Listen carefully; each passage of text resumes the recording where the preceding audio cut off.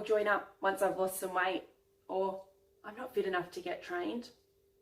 Hi, I'm Emma Welsh, a student from the University of New England studying clinical exercise physiology.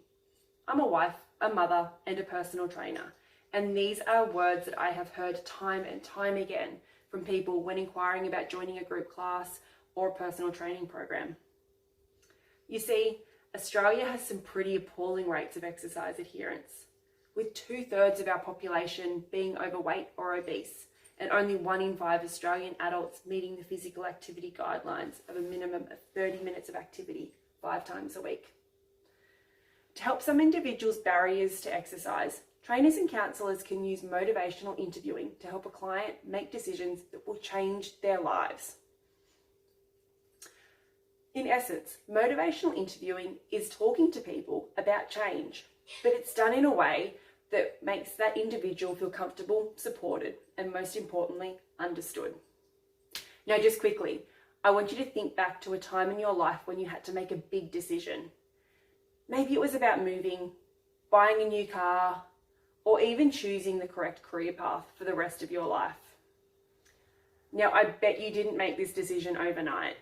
It probably took you months of deliberation.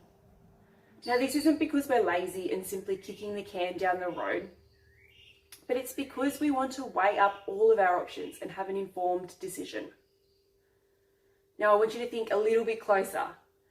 Maybe think back to deciding what you wanted to eat for dinner last night. If you're anything like me, maybe you spent all afternoon deliberating backwards and forwards with your partner about what the meal should be. This wasn't because you were trying to weigh up all of your options and be informed. It was most likely due to a lack of motivation. You probably weren't hungry when the very first discussions of dinner began, but as the evening wore on and the hunger reared its head, it became a little bit easier for you to make that decision as you were a bit more motivated by the hunger to make the choice. But what happens if we aren't motivated on our own, or if we're still hesitant to start? Now, for some people, making change is hard, whether it be a big change or a small one, like starting an exercise regime. As humans, we're generally resistant to change, often because there's stress and anxiety that comes with it. The anxiety leads to feelings of procrastination, and to the outside, this may look as if we're resisting.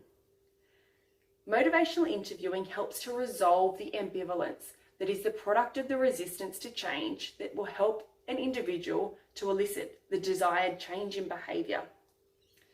So, how do we motivationally interview? It consists of 4 parts, with the first being known as the spirit of motivational interviewing. And we can remember this with the acronym of PACE. First of all, we have partnership, where the counsellor and individual will work together, and here the counsellor avoids the role of the expert.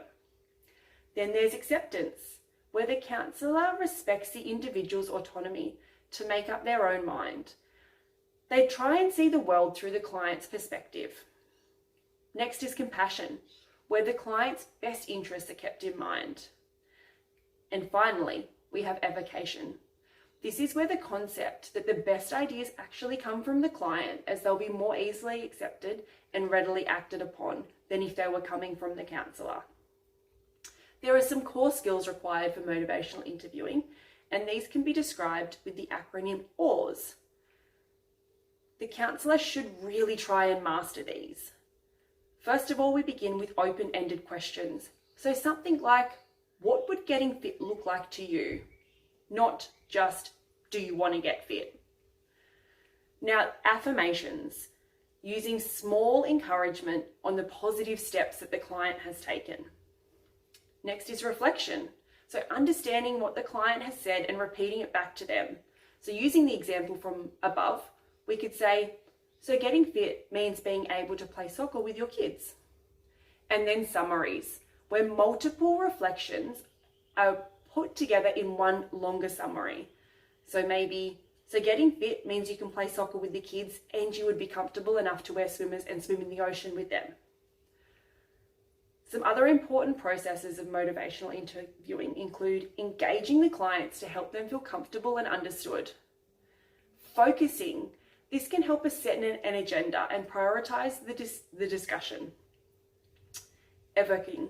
This helps clients elicit their goals. It encourages them to talk more about the change, and the more they talk about the change, the more likely they are to act upon it.